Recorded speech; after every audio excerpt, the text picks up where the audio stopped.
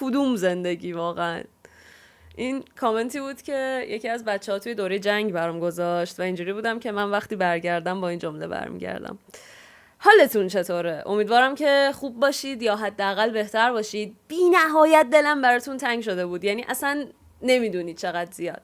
ببخشید اگه انرژیم پایینه، یکم برگشتن به اون روال سابق و اون حال خوب و همه اینا زمان بره. خب ولی خب دوری ازتون خیلی سخت بود. من میخوام یه 10 دقیقه صحبت کنم.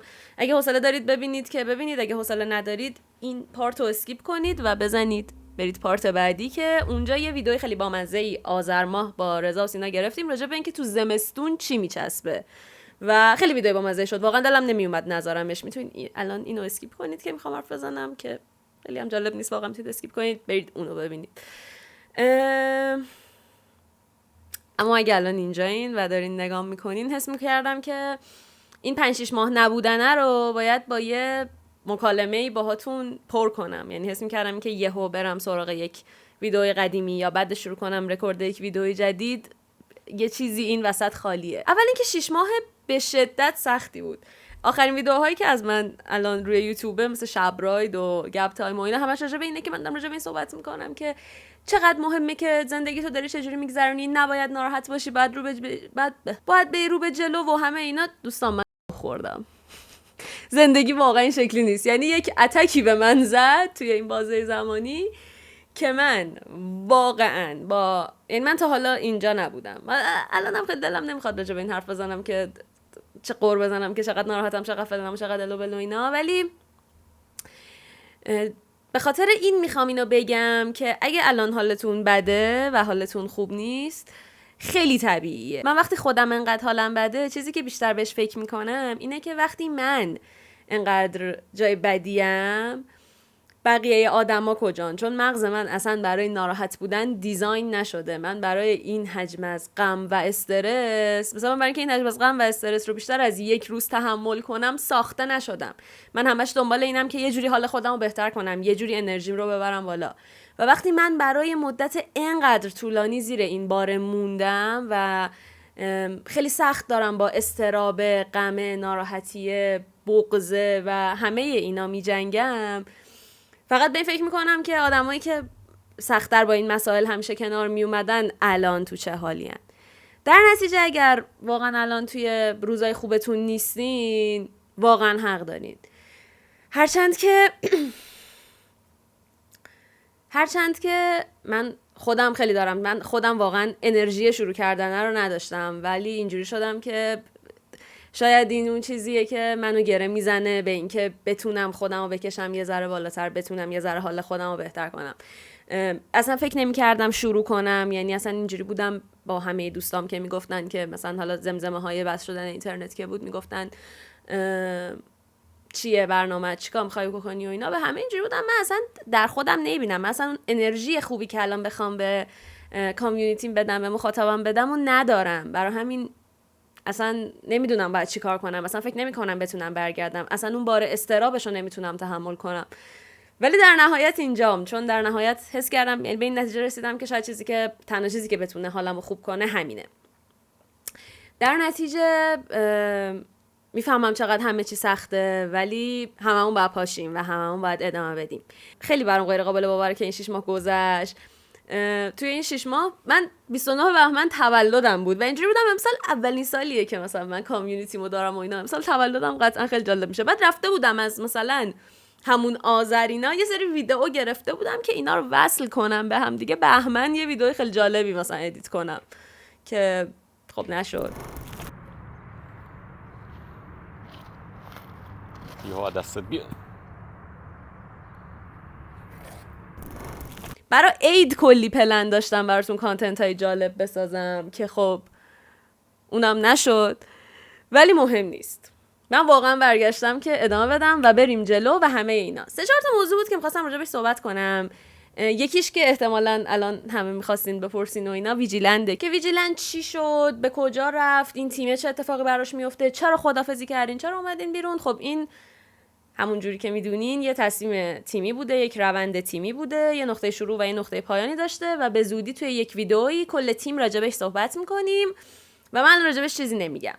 ولی یه سری چیزا رو دوست داشتم اینجا شما که الان دارید میبینید و میخواستین حرفای منو بشنوین بدونین که یه بخش زیادی از این باره که الان رو دوشمه از همون ساید ویجیلند میاد، از اون حس بده که یه بخشی از هویت من خب توی ویجیلند بود دیگه و وقتی دیگه نداریش قطعا خدافظی خیلی خدافظی قشنگی نیست، قطعا اون حس بده باهاته.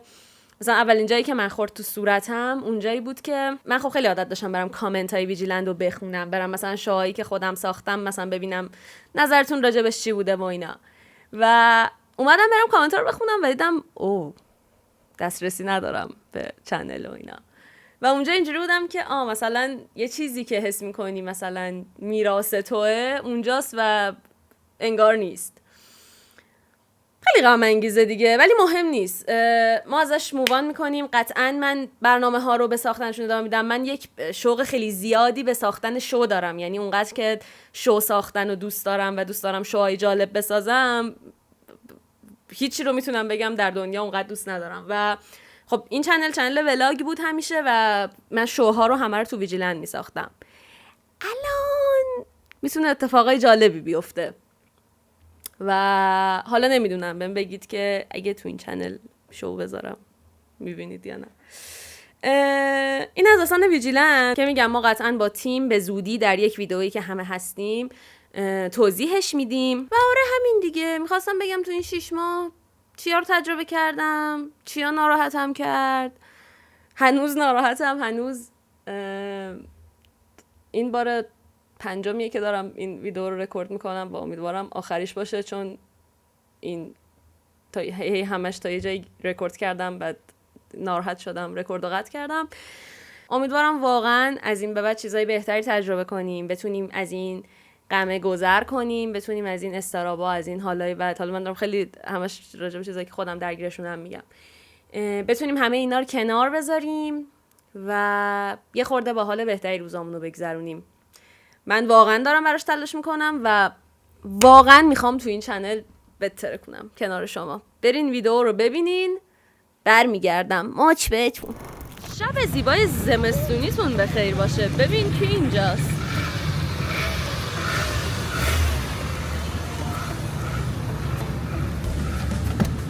سید خندان. برو خانم نداریم. نه. برو پول خورد ندارم. برو بابا پول خورد نداریم. من خودم بچه‌م عقب مونده است. من خودم هم عقب موندم.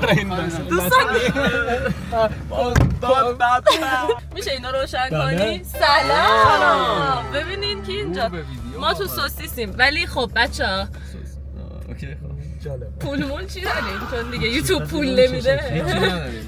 دیگه پول دارید؟ پول ندارم ولی خوشگل. من نه پول دارم نه خوش. اگه به خود رضا علاقه دارین منطقی. آدمای سرشم بده یعنی آقا اصلا میدونین نه پول میدونین ویدیو چیه؟ قراره که هر کسی خوراکی مورد علاقش در زمستون رو بگه بریم بخوریم. یعنی هر کدومتون خوراکی مورد علاقه توی زهره ما شارژ میخوای بگی عرق ولی حالا من گوه داغ خب آره میخوای بگیم که من انتخاب میکنم جا رو. نه خب هر کی یکی دیگه، یعنی تو میتونی شما انتخاب کنید ولی در نهایت جایی میرسه. آیتم میخوریم. آیتم مورد علاقه تو زمستون، آیتم مورد علاقه سینا تو زمستون و آیتم مورد علاقه من تو زمستون. هر کی 3 تا چای میخوره. هر کی 3 نفری 3 تا چای میخوره. مورد علاقه نه آیتم مورد علاقه من غم میخوام قصه میخوام. ای غم بیا ای غم بیا. تو چی؟ بگو اول بعد بریم. من بستنی. من ذرت مکزیکی. من کباب میخوام گوشت نه خوراکی. تو پول نمیده. ببین قبلا اون واسه قبلا بود. دیگه تمام نخوام. راست میگه. چی میخوای تو؟ بذار فکر کنم. مثلا لبو، باقالی، آش، چی گفت؟ کله پاچه.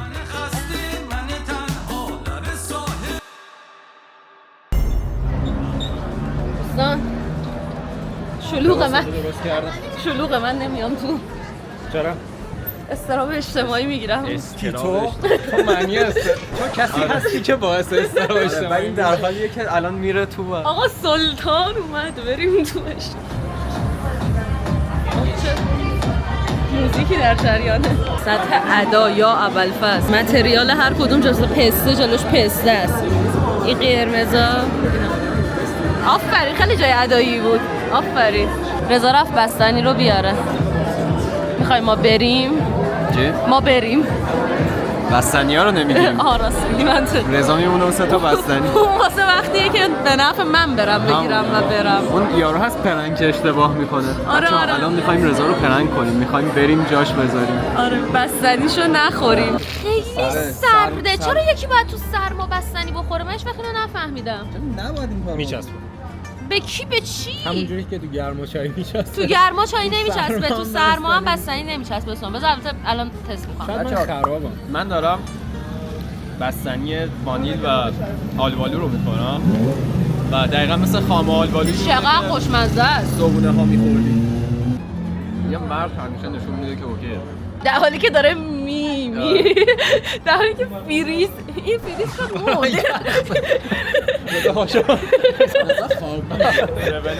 برو بچه اینجا علاوه بر بستنی خوب پسرها و دخترهای زیبایی هم میاد. آره واقعا زیبایی. برای کامیونیتی افراد جوون به نظرم جای جالبیه. تشریف بیارید. سرده. مقصد بعدی میخوام چیز گرم بخوریم. توی سرمای زمستون آدم‌ها باید چیز گرم بخورن. چای. ذرت مکزیکی. ذرت کجا داره؟ تقریبا همه جا. عبدالله کیه؟ او عبدالله.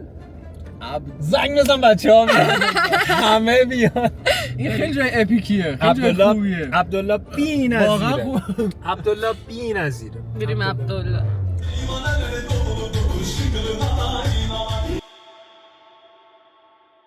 نازش کن.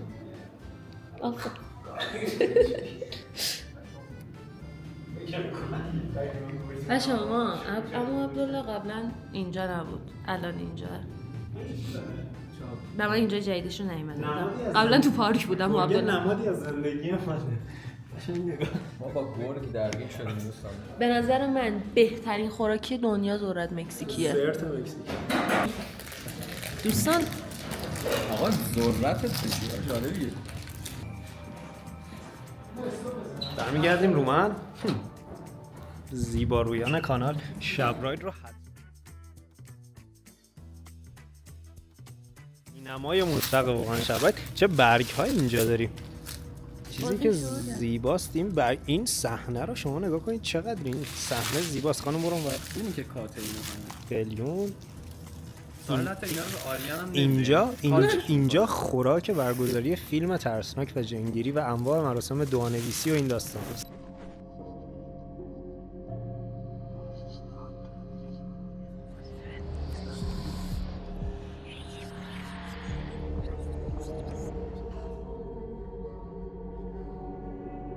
من نیستم. من کلا ذرت مکزیک خیلی دوست ندارم.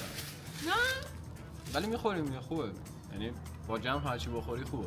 من گوه داغ ما هم داریم میخوریم و خوبه. ذرت مکزیکی تو بهترینه تو سرما. اما تو چی؟ مقصد بعدی علاقه توه. خونه. کانتر خونه. چای کانتر خونه. بریم باقالی بخوریم. باقالی؟ بریم کانتر. لبو باقالی؟ جدی؟ بریم لبو باقالی.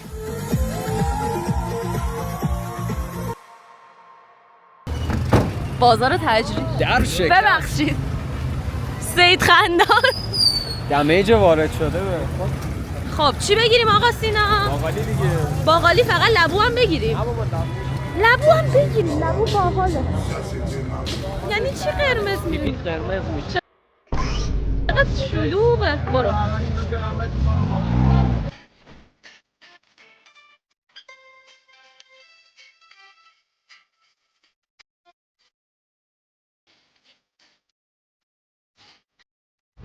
باقالی بخور. باقالی خوشمزه.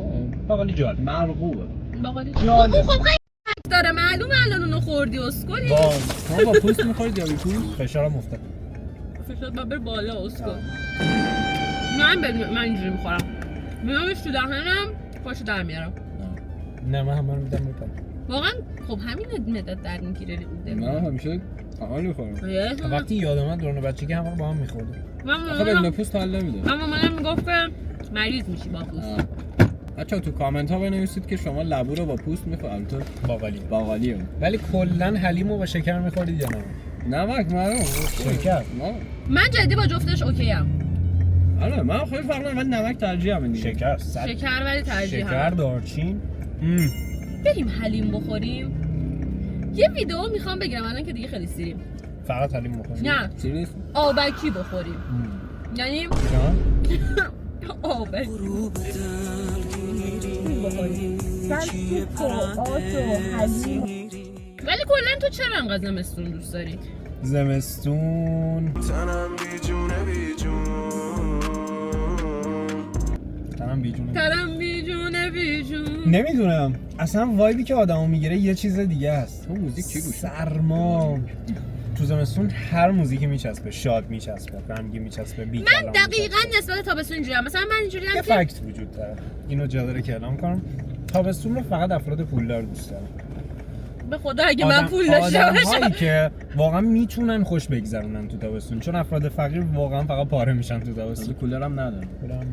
داداش افراد فقیر تو تابستون پاره میشن، زمستون آدما میمیرن. تو سرما خیلی گیگا شدی، برف میاد یه بادی یخ میزنی تو گرما اینجوری. آره واقعا بی‌پناهی. گیاتو میانده. بعد بابای من پیکان داره. این ماشین بخاری نداره. چیز بخاری داره ولی کولر نداره. آره. پایین نیاره ماشین. یعنی تو تابستون مهم نیست چه اتفاقی برات میفته. زمستون یه بخاری داری میگیری دیگه. زمستون خیلی ردیفه واقعا. پاییز آقا جیش کردن هم میچسبه تو زمستون. یعنی کار میکنه همه چیز رو سکام حبس میگیری. ما بالا آوردیم. من میدونی صدا رو کم میکنم. آقا تو مشکلات زندگی رو تحمل میکنی نمیدونم و میافتی رو وضعیت اقتصادی رو تحمل میکنی ولی برف بی ناموس تو که آب و هوایی ببار دیگه. تو که پول نمیخوای واسه اون قسط نیست دیگه برای ما اینجوری نکن تو ببار. بعد برفی شدی. برف میاد تو میافتی تو برفا و فقط آسمون رو نگاه میکنی برف میشینه رود. بعد اون حتی همین چیزی که داره میگه خیاله. سالها برف اینجوری نیومده که بتونی چه این کاری بکنی. به مولا علی اومد. تو هیچی مثلا نیست که بگی زمستونه الان بریم اینو بخوریم این میچسبه؟ نه خیار نه. آب انگور. آب انار هم خیلی میچسبه. آب انار خیلی میچسبه. آب انار واقعا و آب زرشک. یه ترکیبی هم وجود داره، وایت چاکلت توت فرنگی. یکی اون دیگه یه رضا ببخشید ولی اون دیگه یه آقا تا حالا از پیشنهادهای من چیز بد دیدی؟ نه خدا وکیلی. به مولا علی دوباره تو این مولا توت فرنگی هست. مولا ناراحت شد اصلا اینجوری بود که آقا تو برای این دیگه منو قسم نخور لطفا. تو برای آره تو مثلا منو برای خرمایی چیزی بیار وسط. توت فرنگی بذار بده من میگم یه. آره من حتی من هم میگم یه نکن این کارو. ولی باز خودت میدونی. من خیلی چیزی که توی من قهوه خیلی بهم میچسبه. توی یک روز مثلا سرد زمستونی لته مثلا. لته که نه. چرا لته؟ آمریکانو رو خیلی بیشتر. لته بخوریم. آمریکانو عادی یا با آیس کارامل هم چیز کارامل. نهار آش. نه نهار کباب. واقعا نهار کباب. آش آقا بعدش چای بخوریم بری برف. شاممون بگید. قطعاً. وای خدا کنه برف. یه دونه اسکی که میخوام برم. جوری به خودم آسیب میزنم وقتی برف بیاد که نشه واقعا با تریلی جمعم کنم. آره جوری با سر میرم تو در و دیوار. ایشالله که برف بیاد. بابا خفه شو. برف بیاد. و زمستون خوبی داشته باشیم همه با هم. میبینمتون. شب رادیو دنبال نکنید. لایک کامنت ساب. ساب کنید. دوستان ساب دیگه پول نمیده، حداقل سابسکرایب کنید.